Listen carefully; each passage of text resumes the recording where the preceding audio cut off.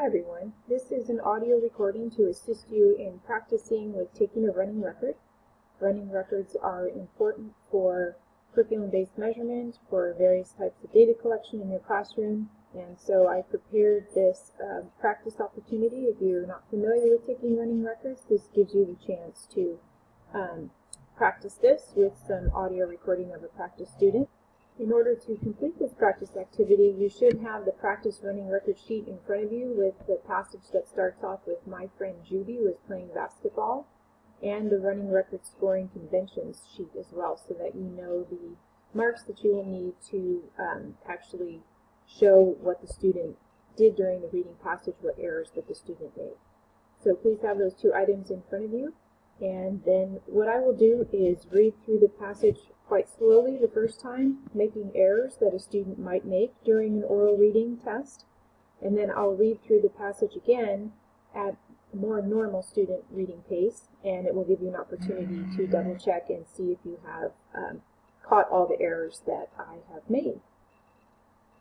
So I will begin now. Please be ready to start marking errors on your passage.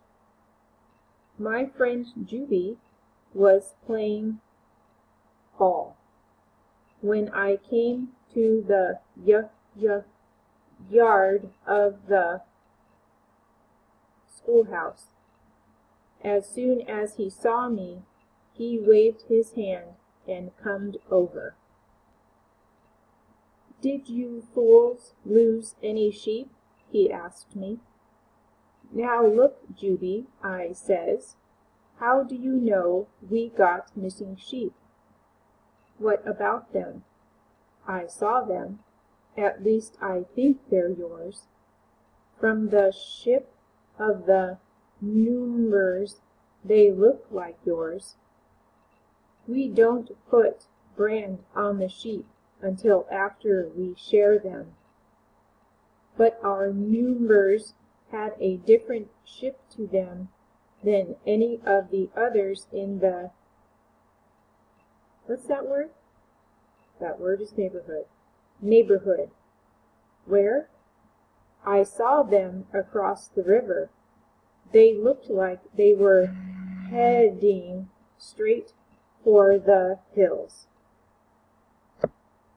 Okay, so I've read through the passage once, slowly.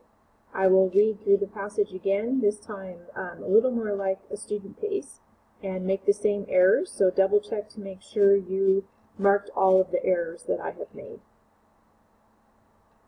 My friend Judy was playing ball.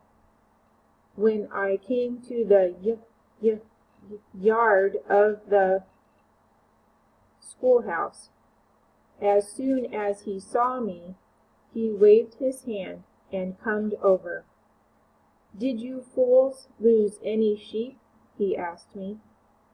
"Now look, Judy," I says, "how do you know we got missing sheep? What about them?"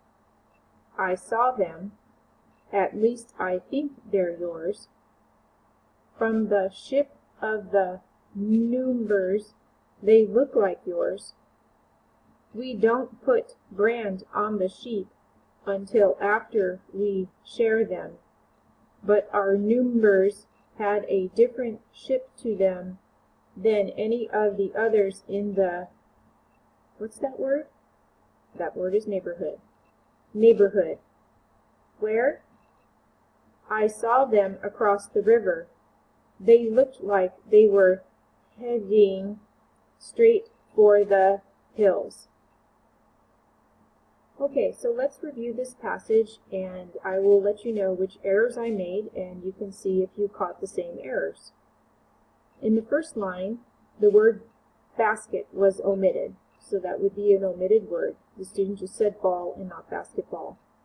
In the second line, there was a drawn-out pronunciation of yard. I have yard.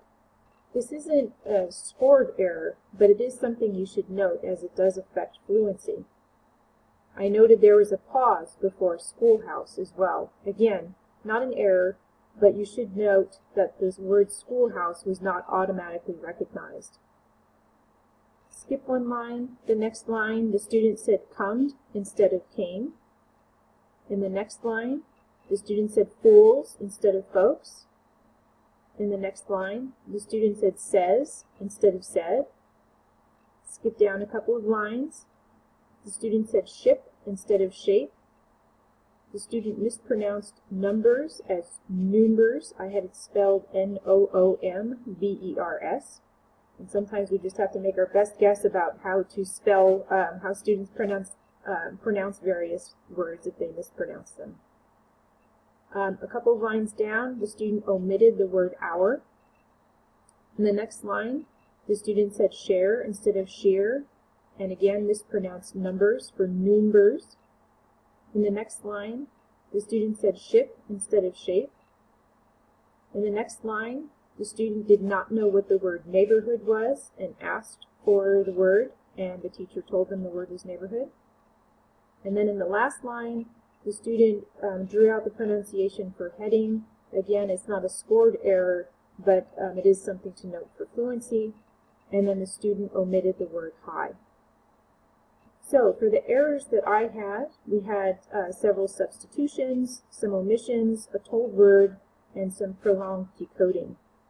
The total number of words in this passage are 120, and I had a total of 11 errors, which gives us a 91% accuracy rate. I hope this practice has been useful for those of you who are not familiar with taking running records. If you have any further questions about how to take a running record or about this exercise in particular, feel free to contact your instructor.